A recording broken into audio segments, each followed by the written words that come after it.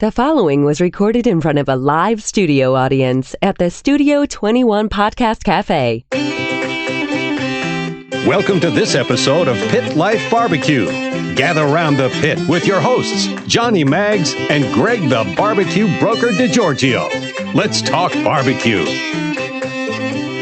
What's up, everybody? Coming to you live from the Studio 21 Podcast Café in Salem, New Hampshire.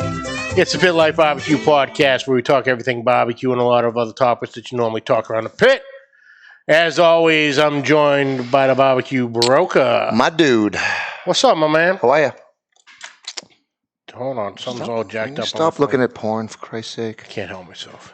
This guy, Ben. I can't take him anywhere. There we go. There we go. You ready to start the show? Yes, I'm ready. Hi, Kent. Ken, what's up, bro? He's awfully edgy today. Who's this? You. Me? I'm in a great mood. What hen house did you crawl out of? Hen houses? Hen houses. I'm good. Okay, go ahead. That's great. Go ahead. What? Go ahead. Let's get it out of the way. Get what out of the way? You know damn well. Get it out of the way. I don't know what you're talking about. 3, 2, 1. I got a new smoker. It's huge. I know it is. Oh, my God. I'm in love. Showed up yesterday. Yep. Left Texas Friday, late afternoon. My 500-gallon trailer smoker left Backline Fabrications in Austin, Texas, in an enclosed car trailer, fifth wheeled to my house. The driver called me a couple times, checking in and asking me barbecue questions, and I thought he was going to take off with my smoker. So how long do you keep the brisket in for? What exactly do you season it with? When do you wrap it? What do you wrap it with? How long do you let it rest? What wood do you use? I'm like, are you going to take off with my smoker? It's already in his truck. It's already in his truck right now. He takes a left instead of a right, and he's gone. Gonzo. It is crazy. Neighbors are like, what did you do? I'm like, I'm still trying to figure that out. But it happens. I'm excited. We're going to do big things with that thing this year. It's going to be fun. The charity cooks that we do together, it's just going to be easier, better, more consistent. It's going to be fun. I love it. You know, me and the guys from NEP, you guys, all the stuff we're going to do. He's got a shit-eating grin on his face. What is that face, Ben? I'm just waiting for you to get to the next element of the show. That's all I'm doing. Oh, okay. That's all I'm doing. All right, so you're going to obviously want Ryan on. We're going to get Ryan back on. Get Ryan back and we're going to wait for I got a couple things coming.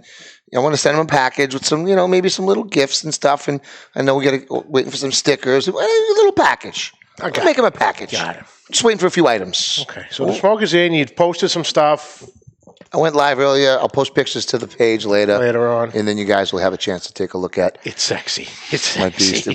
The fun part is we're going to put it out on the New England Pitmaster group. And we're going to do a poll from the top 4 or 5 names that I've liked so far. And we'll let the page pick. I like that idea. I think that's fun. I like that idea. Yeah. So, all right. That's over and done. Let's get down to business. Today's show is brought to you by... Ooh, Uncle Steve's Shake.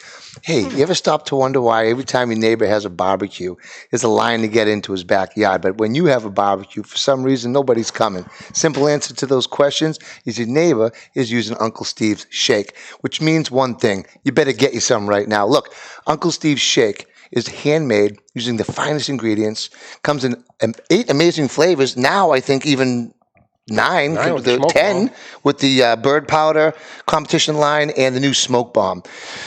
The bird powder is part of the competition. It's unbelievable. Line. Uncle Steve's Shake. If you can eat it, Uncle Steve has a shake for it. If you have any shake questions, Uncle Steve has fantastic customer service. Answer all your shake questions. It's time to take your backyard barbecue game to the next level with Uncle Steve's Shake. Shake some on everything. Today's show also brought to you by... Our friends at Two Guys Smoke Shop and TwoGuysCigars.com. Whether we're barbecuing or not, we always keep the smoke rolling thanks to our friends at TwoGuysCigars.com.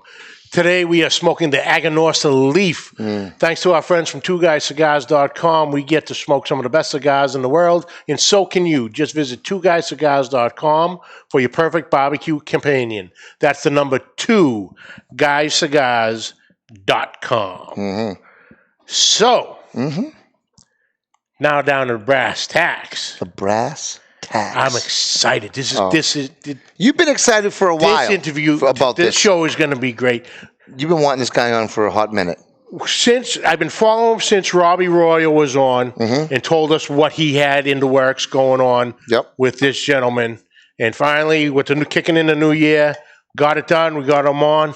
Ladies and gentlemen, please welcome from the Barbecue Champs Academy, Mr. Mike Steele. Mike, how's it going? Pretty good, John. How are you doing? Greg, you doing good? Mike, how are you? Nice to have you. Nice. Glad to be here, man. Glad to be here.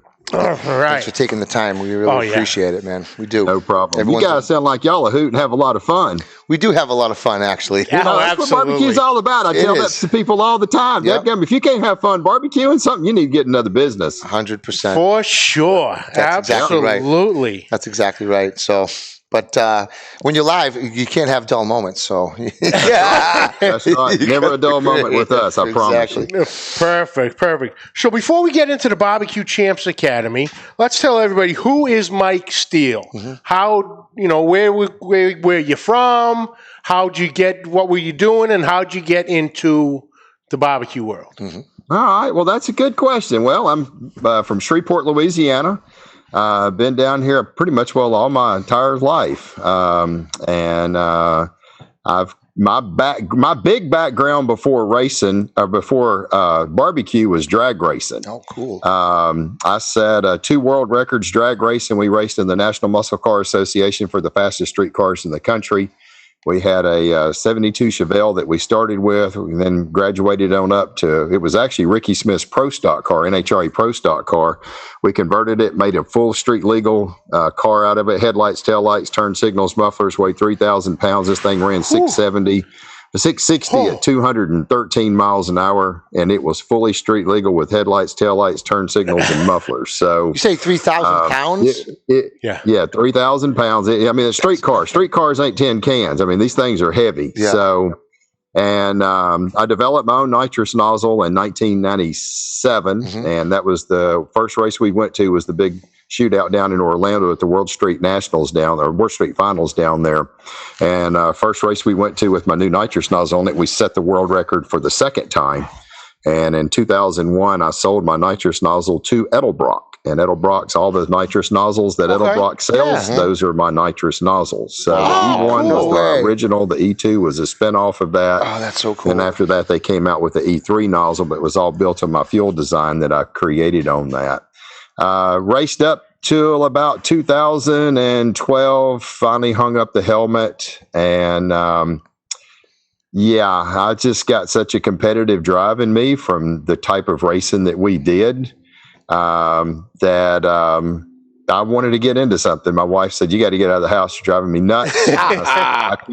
I can't do this. I'm not one to sit around. So we had been watching Barbecue Pitmasters and had seen it and like, man, maybe there's something into this. And, she said, well, you like to cook barbecue, why don't we get into that? And I was like, yeah, maybe so. So I said, well, let me see if I can find a smoker. I'd always wanted a rotisserie cooker. I found a Cadillac cooker that was on Craigslist, called the guy. He said, man, I've already sold it. What do you want to do? And I said, thinking about doing some barbecue competitions. He said, well, I cook in the International Barbecue Cookers Association, the IBCA.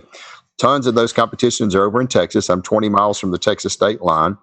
And he said, look, I've already sold it, but if you want to do it, come on over here in September. We're going to be in Dallas, about 3 hours from me.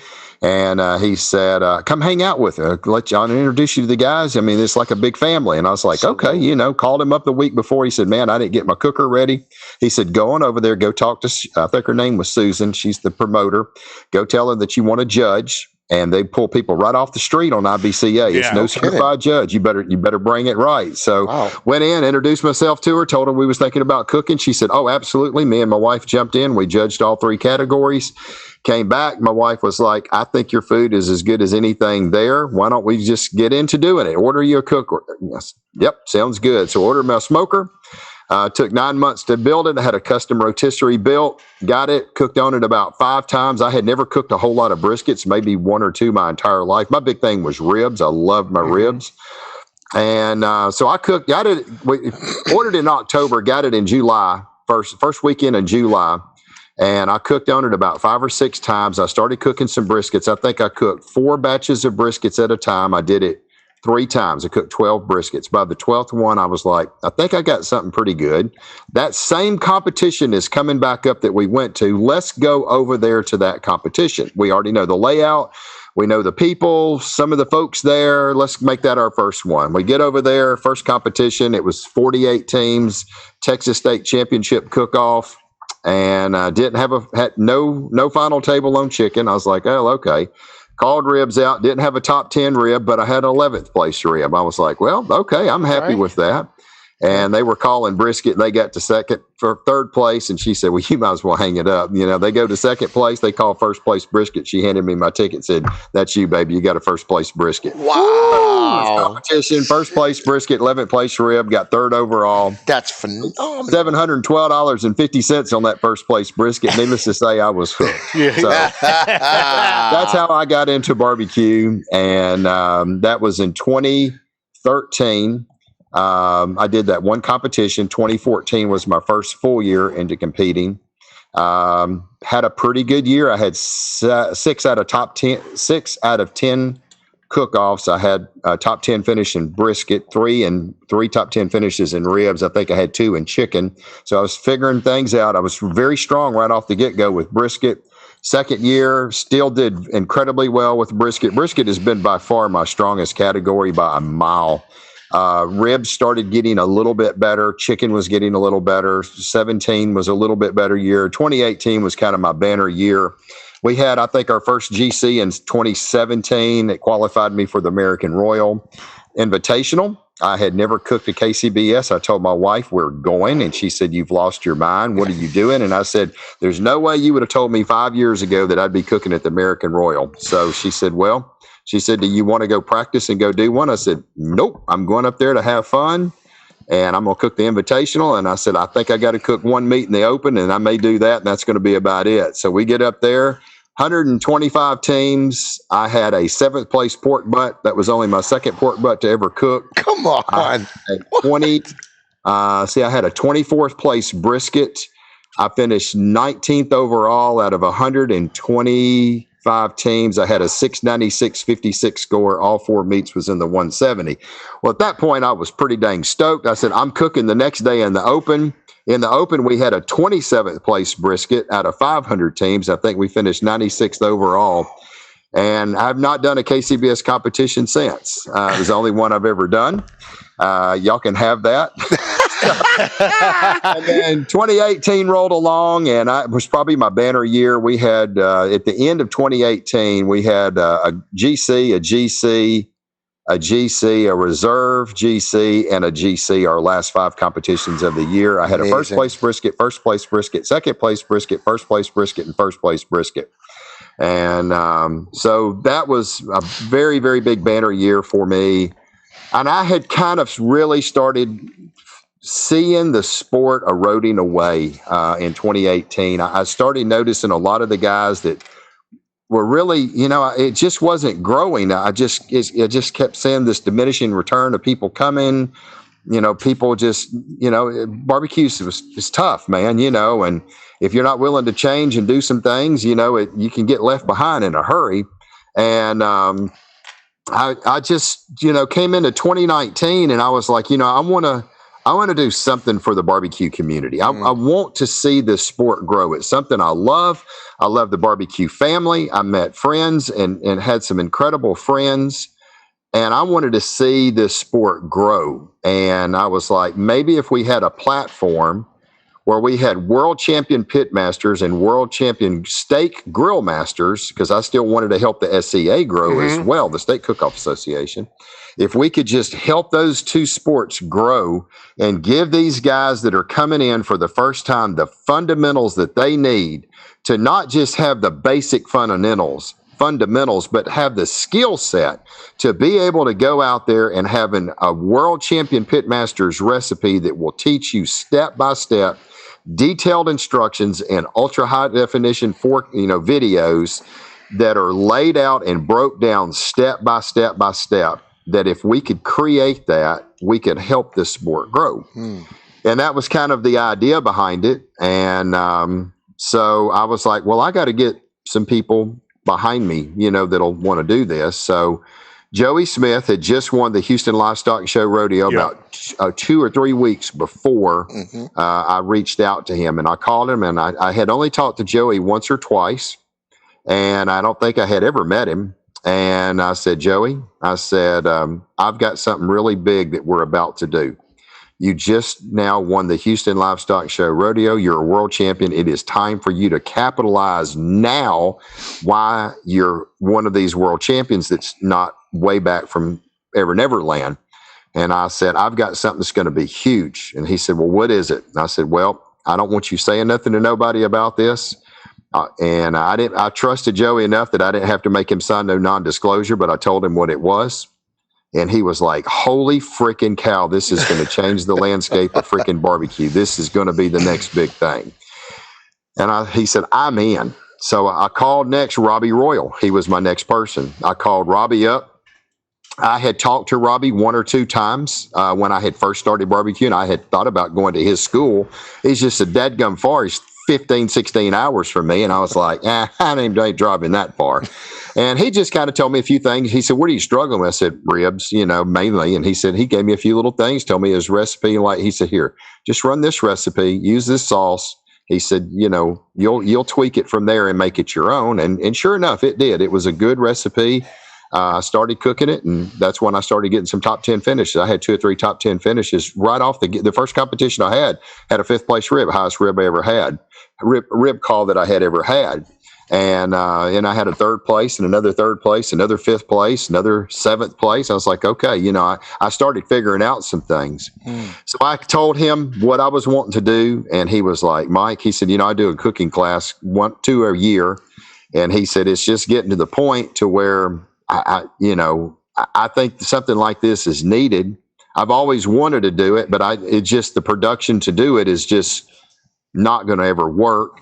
And I said, well, to tell you the truth, if you try to do it with just you and you're just one person, you'd get swallowed up. If we end up making this thing a huge deal with a bunch of cooks, somebody's wanting to come where there's mass amounts of cooks. So he was like, dude, just count me in. So I had my first 2 cooks. I had 2 state cookers with Shauna Rapolo, was our 2016 runner-up in the SCA, her very first year. She's a 2-time female cooker of the year. She lives right here in my backyard in Shreveport. I contacted her through the lady that works at my bank. She knew her. She made the arrangement for us to meet up at the bank, and I sat down. I talked to Shauna. We got Shauna aboard, had Alan Newton. I had met Alan cooking in the barbecue trail. He was a legend in the SCA. He was on board, and that was my first 4 people I got. We started filming the 2 barbecue classes. We filmed the 2 state classes. When we got those 2 barbecue guys, Joey said, you need to talk to Corey Mikes. He was at a competition. He said, Corey, you need to talk to Mike Steele. He said, what's going on? He said, man, I can't tell you. He said, what do you mean? He said, he's got something huge going on. He said, what is it? He said, I can't tell you. He said, you just need to talk. He said, why can't you tell me? He said, because I'm under a non-disclosure agreement not to say anything to anybody. You need to sign a non-disclosure agreement and talk to this guy because he's got something fixing to revolutionize barbecue. So, well, give him a dadgum number and have him to call me. So I called him. I talked to him and Danny, his dad. And his dad is a multiple world champion back in the late 90s. I think he won 19 competitions, grand champion 19 out of 22 competitions, I think it was in 1999. He's won a ton of stuff. Amazing. He needs to be in the KCBS Hall of Fame. And anyway, so I talked to him. He was like, holy crap, man. He said, I'm all in on this. So we had Corey. And then as soon as we launched it, that was the 3 barbecue guys that we had. We had the 2 state cookers. And as soon as we launched it, Mark Lambert and Joey are very, very good friends. They cook together in OBR. They cooked together at the Houston Livestock Show and Rodeo. He called Mark, said, Mark, you got to get aboard on this. And Mark said, heck yeah. So we got Mark on board. And then after we got Mark Lambert on board, we got Smitty, Sterling Smith. We got him with Loot and Booty Barbecue. He was our next cooker. I had been talking to Lee Hickle, who was going to be the 2019, I think it's the 19 IBCA Cooker of the Year. Yep. We brought him on board, And then once we got him on board, we brought Craig Sherry, who owns Texas Pepper Jelly. He's a two-time world champion. We brought him on board. And then this year, we brought in David Bosca with Butcher Barbecue. Yep. So that's kind of rounded out. We've got one more new cooker that we're going to be releasing probably this week or next week, maybe next week.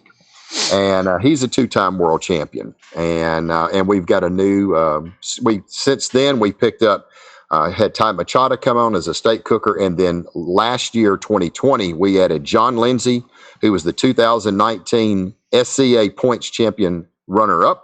We had next Terry Roan, who was the 2018 world champion. And then we shot Matt Overson, who was the 2019 points champion runner-up. So we've got a stack filled of unbelievable cookers, and we lay it on the line, 100% tell-all competition barbecue classes. We teach the barbecue people. We show you how to trim it for the backyard, like on a brisket. Here's all you do for the backyard. If you want to inject it, you can. You don't have to, but trust me, a little injection does put some serious flavor in these briskets. And people, you don't have to. Well, you don't have to.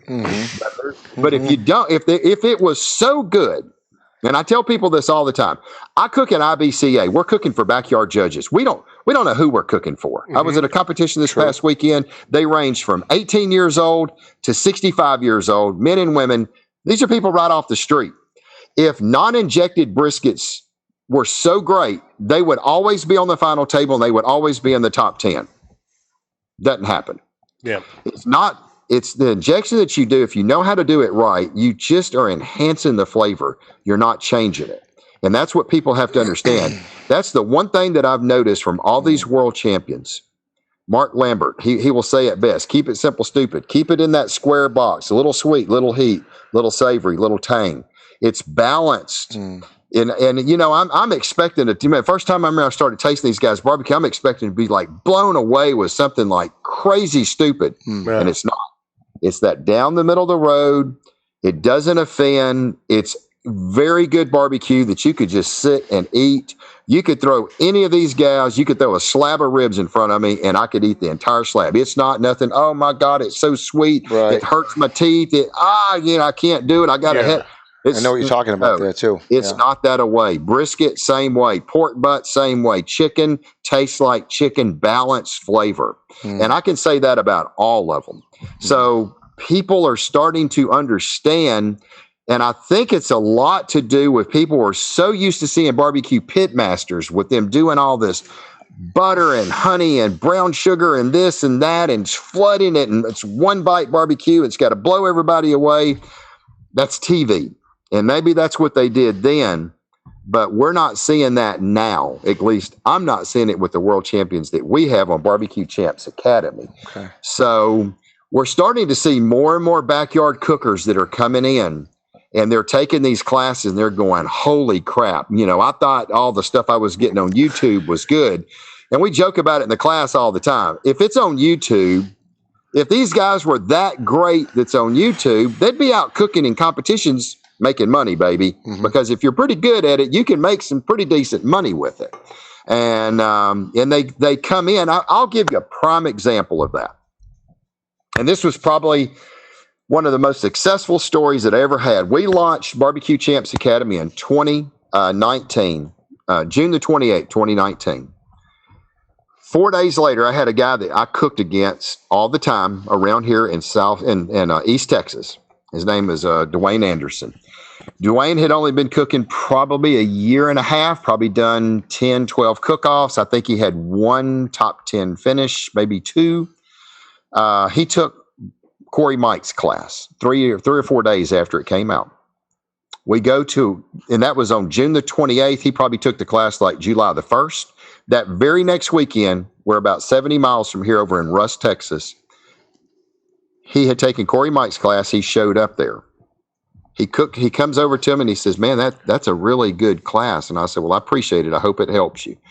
And he cooked that day. Now you remain anonymous unless you make it known.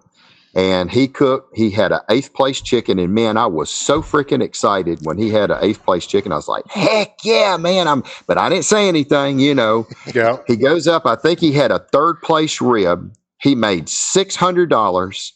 And I think he finished like 3rd or 4th overall. And I was just so happy for him. And I was like wanting to just explode with happiness because that was who, that was the person that I'm wanting to see help. Yeah. Mm-hmm. So we all go with our buddies, and I was like, man, congratulations. He said, oh, you ain't got to be quiet. I done told all these guys that I took your class. I was like, oh my gosh. I wish you had told me. I was like, dang, man. I hugged him. I was like, this is awesome. He said, man, I didn't even get to cook the brisket because I didn't have enough time to get all the stuff in. I just only had 3 or 4 days. Goes to his next competition. He had a 5th place brisket, a 9th place rib, burnt up the chicken. I mean, 205 degrees, still had a 14th place chicken.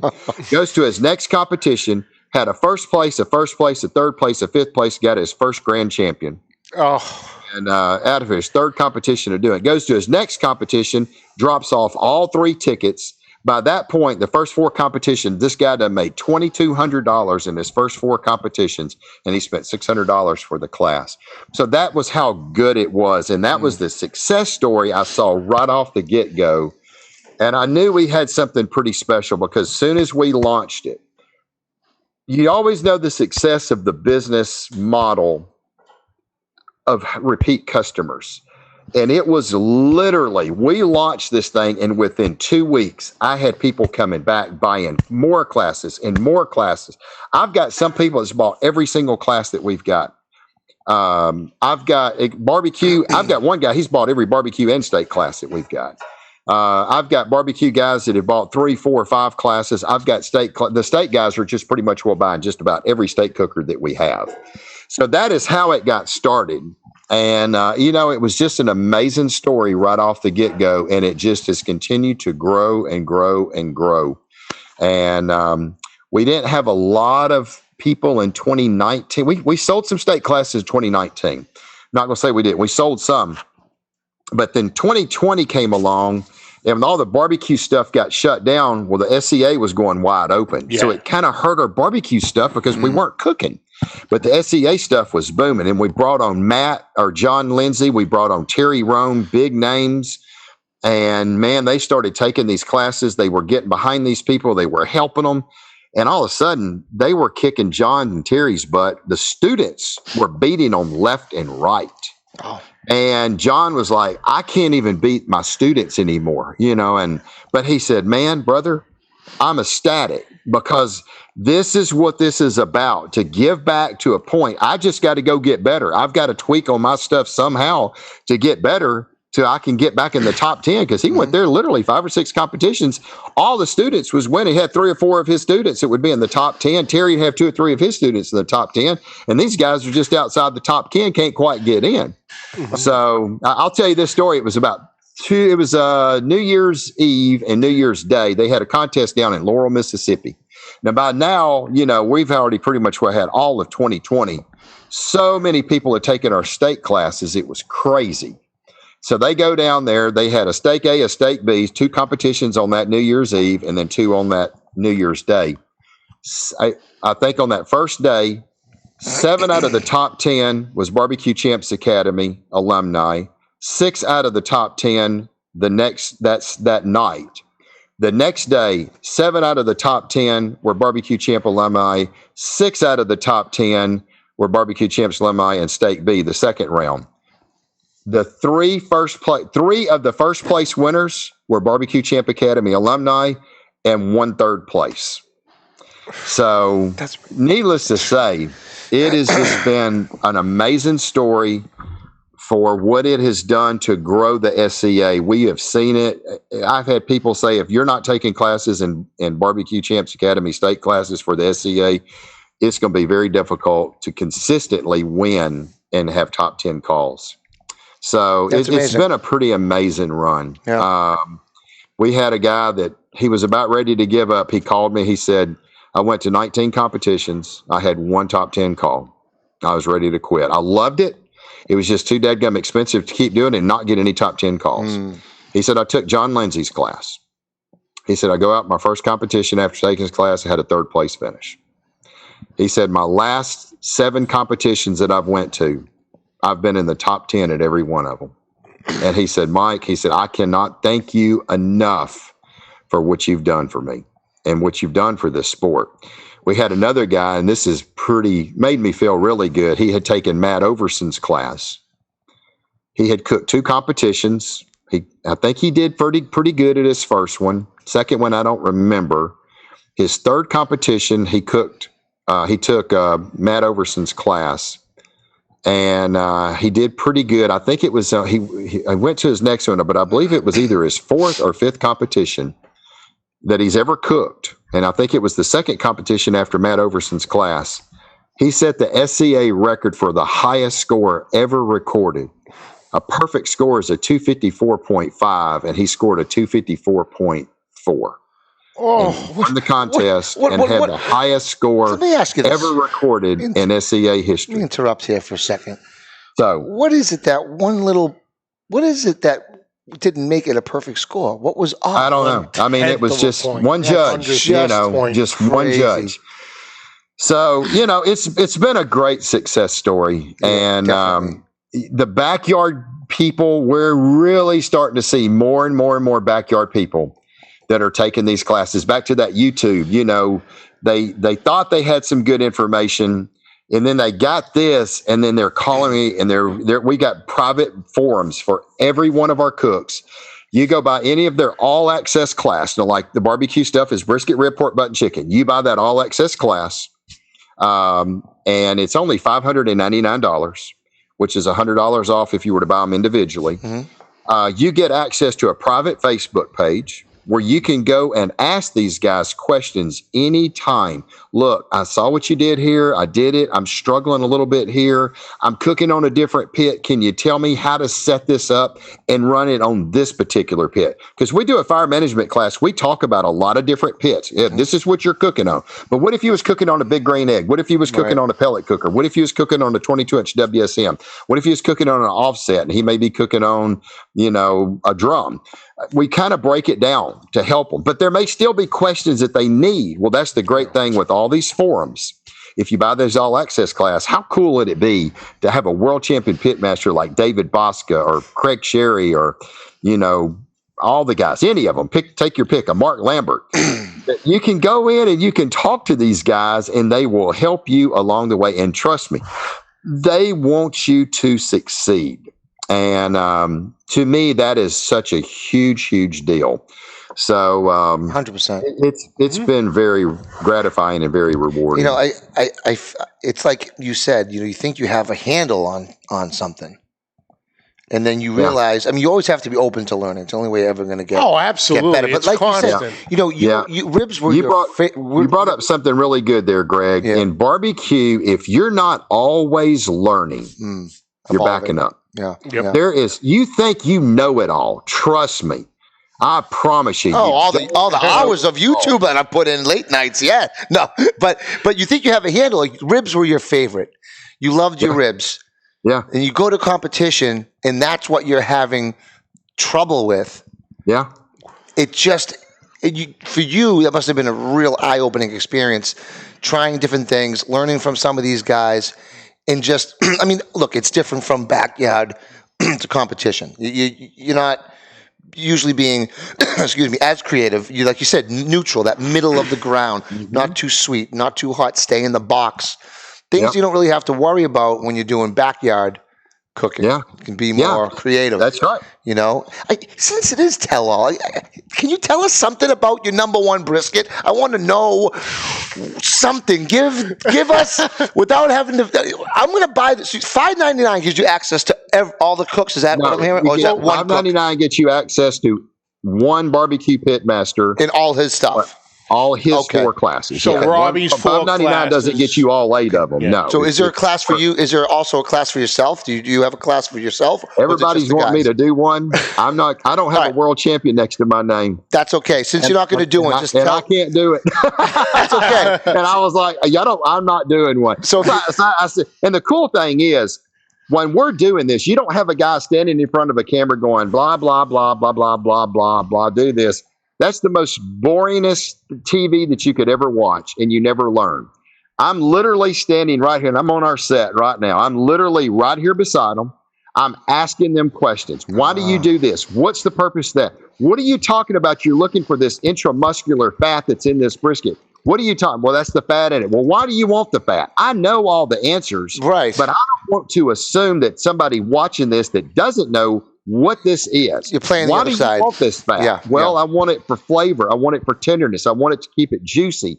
This is what I'm looking for. What are you doing this for? Why do you? And that's the thing. We don't cut and edit these tapes.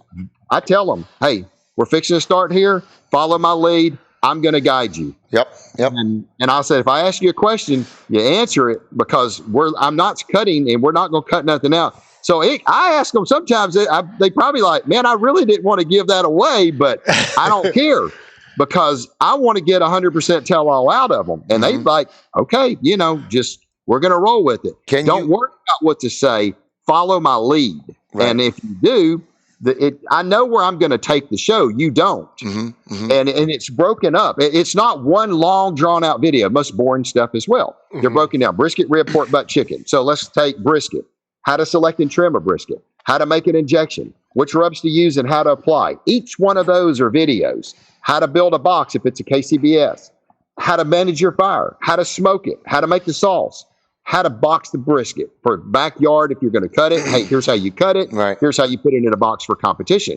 So it's, how did he make that brisket injection? Well, I can go watch that one video and it may be 8 minutes long. Boom. I didn't have to watch all of it. Right. How did he make, let me go watch how you put those rubs on again. You can back it up. You can watch it. You can watch it again. You can watch it again.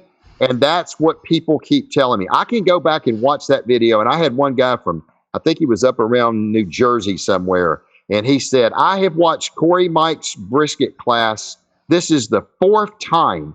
And I just picked up something new that I didn't see the first 3 times. Yep. And I tell people all the time, well, you can't tell texture and tenderness, in an online class. Well, I'll beg the difference, because I know that.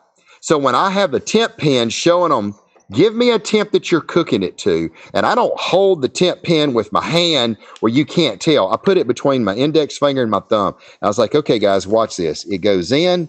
It's like butter. It's up. This has got just a little tug. This was pulled at 208 degrees or 7 degrees on this rib. And here's what it looks like. And that's going to get you probably within 1 degree of being perfect for a KCBS or something like that. But what I tell people all the time, you're worried about you can't taste it for the tenderness or the texture.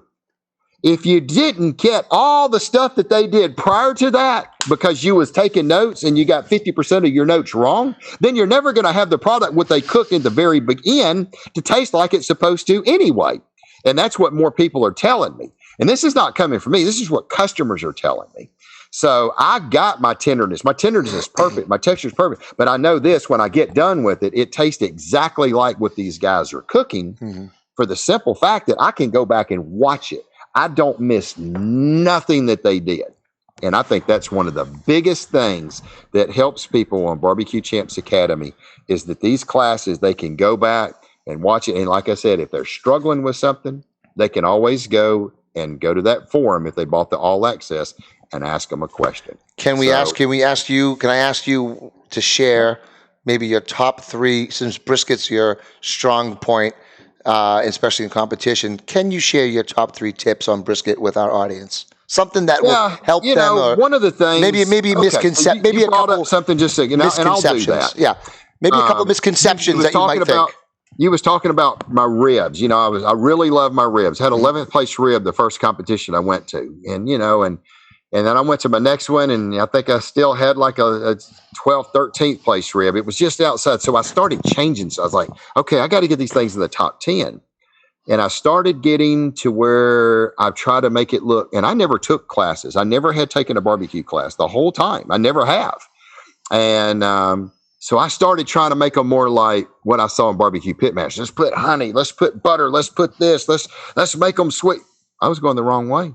It wasn't backyard barbecue, because you got to understand, IBCA is all about you're cooking for people right off the street. You just need to cook good backyard barbecue. That's all they know. but it's Right. got to be good backyard barbecue. That's the difference. Yeah. So when I started taking all that crap away and kind of followed Robbie's more simpler approach, all of a sudden my ribs started hitting. My brisket, what's the tips on brisket? Well, the one thing I always cook is usually I always like a good Creekstone Farm prime brisket. I like a prime. If I was cooking in the backyard, the first advice that I would give somebody is find a very, very well-marbled choice.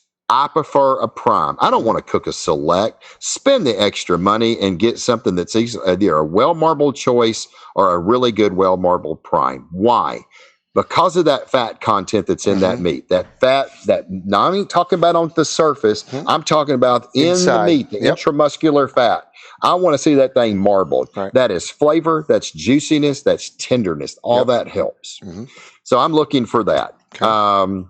That big, huge fat vein that's between the point and the flat, I'm usually always trimming that out. I don't want it. It's going to take longer to cook. I want my brisket, and I cook low and slow. I cook 260. Okay. My briskets usually take anywhere between 8 and 9 hours to cook. So I'm not a hot and fast guy. I'm low and slow. I cook on a rotisserie smoker. And so by taking that big fat seam out, I'm speeding up my cooking process. You're not going to render all that fat out anyway. I mean, come on. The fat's in there and sometimes 3/4 of an inch to a 1/2 inch thick. And I come right in on top of my point, and I take it right off the top of the point. I come right up underneath the flat. I'll leave about a 1/4 inch, 3/8 inch up underneath that flat, and I'll lay them down. That way I can put rub on my point, and I can season my flat. We don't turn in point meat. We only turn in slices. Right. 9 slices in IBCA. But I'm cooking it, and I always cook mine together. I don't separate it.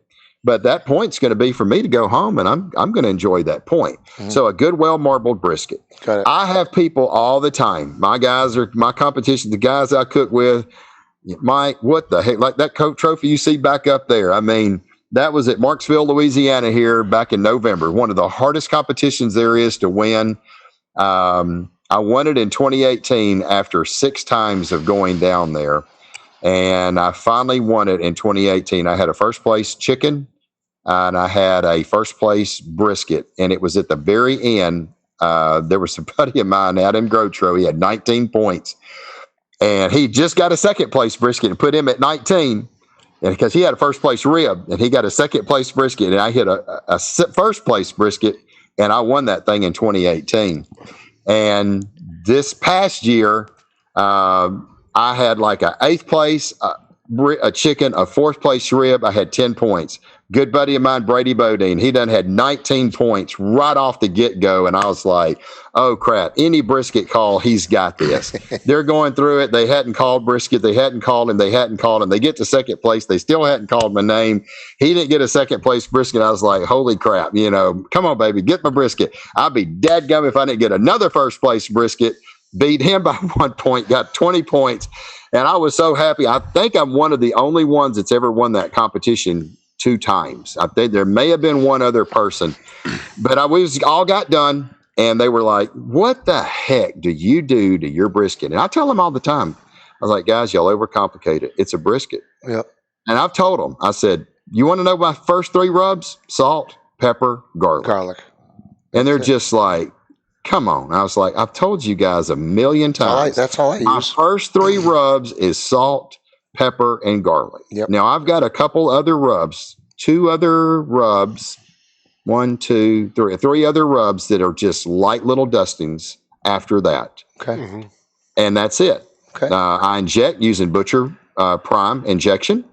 I don't mix it near the strength that it shows, probably half of what he shows. Okay. And I just mix it up with some beef broth, and it's just a little bit of injection. And I make the brisket taste like a freaking brisket. I had one of the guys, we were all sitting around, and after the awards was over and we stayed, it's a really nice RV park, and a buddy of mine was there, and he was like, there was a lot of guys in 2018 that didn't cook it that were cooks, and they wanted to go judge it. They wanted to judge that thing. And there was a couple of the guys that I cooked with that was there. And he said, I will never forget 2018. He said, there was that box of brisket that came around. And he said, your brisket was so far ahead of everybody's on score that almost everybody gave you a damn 10. And he said, you was so far ahead of everybody. We were all like, holy freaking crap. I don't know whose brisket this is. Yeah.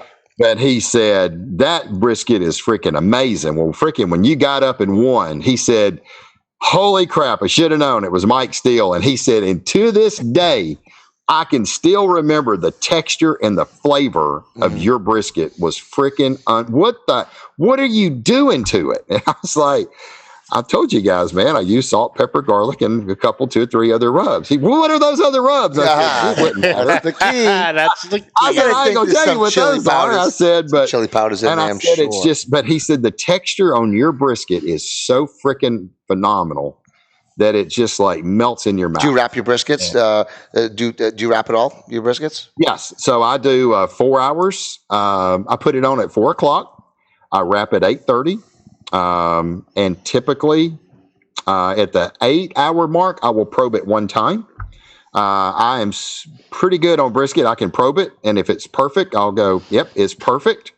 If it needs 15 minutes, I can tell by the temperature. I've probed it sometime, I need to give it 30 minutes. I'll come back 30 minutes. Needs another 15. Perfect. Done. I nailed tenderness on my brisket every single time to the T.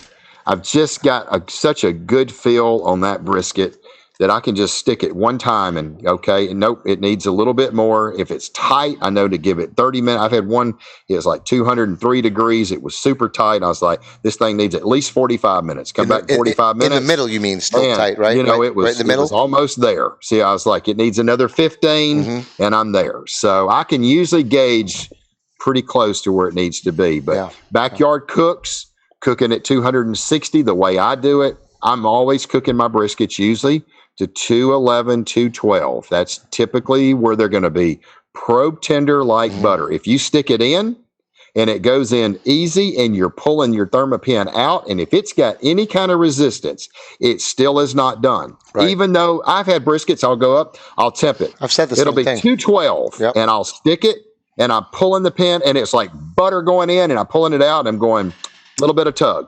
It needs another 15 minutes. And that won't carry over in another 15 minutes and I'll come back. It's still 212, but that muscle relaxed and it's easy going in. It's easy coming out. Right. And the rest can help with that too if you let it rest good. We are running out of time if you can believe it. So Mike, first off, thank you for taking some time to join us. I didn't even have to ask a question. You answered all my questions. You answered most of my questions too. Let me tell you the website is bbqchamps.com. Yes. bbqchamps.com. We do have a podcast on Tuesday night. Tonight it's at 7 o'clock Central. Okay. I'd love to have all your viewers come over to check us out. Absolutely. We always have all of our pit masters and state grill masters come on. We always bring in guests, informative stuff, B&B charcoal. We try to give educational stuff. It's a great podcast to do at 7 o'clock Central every Tuesday night. We've got a YouTube page as well, Barbecue Champs Academy. Follow us on Facebook, Barbecue Champs Academy. The classes, tell you a little bit about them. $249 for your first class in barbecue, $150 for each additional class. If you buy all 4 of the classes, that would have been $699. But if you buy the all access, you get $100 off. So it's $599. Cool. The steak stuff, $149 for the steak, which that's probably fixing to go up because we're going to get rid of the second class is $50, which would be $199. But if you buy the all access, it's $169. But we're going to probably here in the next week, we're just going to have that as an all access only, where you get both classes automatically, where we can automatically get you in that forum, because these guys are starting to change up some of their recipes and they can show you what they're doing in the forum. So it's going to be worth it for us to do that. And we're just going to make it one price. One thing I do want to talk about, since you've got a lot of backyard cookers, and I'll make this real quick. After about 5 months after we launched Barbecue Champs Academy, we did a championship backyard barbecue class. 20 backyard barbecue classes for $99, taught by Mark Lambert, Craig Sherry, Lee Hickle, Joey Smith, and Sterling Smith. It is by far unbelievable dishes. We show you how to cook beef ribs, prime rib, cheesy bacon wrapped moink balls. We did a port wine brine ham. We did a turkey. Mark Lambert did a stinking true tacos El Pastor. Smitty did a French rack of lamb, a Peking duck with orange marmalade drizzle. I mean, some elevated dishes. And you can get those 20 recipes for $99, or you can buy an individual class in those for $7.98. So if you just want to dive in a little bit to see what these guys' food tastes like, now they're very short. They're not long drawn out videos. They're about 25 to 35 minutes on each one. Very precise, straight to the point, not the detail that we do like in our full blown classes. They're backyard classes. We made it very simple. But man, that is unbelievable. We've got so many people that are buying those that are backyard cookers, like, holy freaking cow, these dishes are off the freaking chart. And then next thing you know, they're over there buying the all access classes in BBQer steak. So it's an amazing deal. It really is. I'm going to go back and hit up your website and see what's in there for me. BBQcamps.com. I promise you. Awesome. Thanks, Mike. Well, thank you, Mike. We appreciate it. This was so informative. 100%. And I will definitely be checking in with you later on this evening on your show. Yeah. So, absolutely. Once again, appreciate you having us on, you, guys. sir. I really do. I know I talk a lot, but this has been great. I was trying to figure. I figured I'd probably answer most of your questions. You did. So. Every single one of them. I kept writing them down. I'm like, well, you just answered that one. Well, just answer that one. Well, so good stuff, Mike. But thank you, Mike. You guys. Really Thanks, appreciate it. Thank you so much, Mike. Appreciate it, John. Appreciate it, Greg. Well, that's it for this week, folks. We'd like to thank you all for joining us. Catch the audio wherever podcasts are found. Catch the video on Facebook and YouTube. On YouTube, hit that subscribe bell notification button. You'll have all our episodes there right at your fingertips. On social medias, find us Facebook, YouTube, Instagram at Pit Life BBQ. And also, hey, check me out on Instagram at the BBQ Broker, as well as Facebook and our awesome group, New England Pit Masters, especially if you want to see some pictures of the new smoker. Because they'll be up there tonight. Also follow me on Johnny Mag's Barbecue on YouTube. Questions and comments, please send them to pitlifebbqpodcast@gmail.com. And like always, subscribe, like, rate, and review. Hit that share button. You guys are awesome. Thank you so much for your support each and every week. Every week. And until next week, keep the smoke rolling.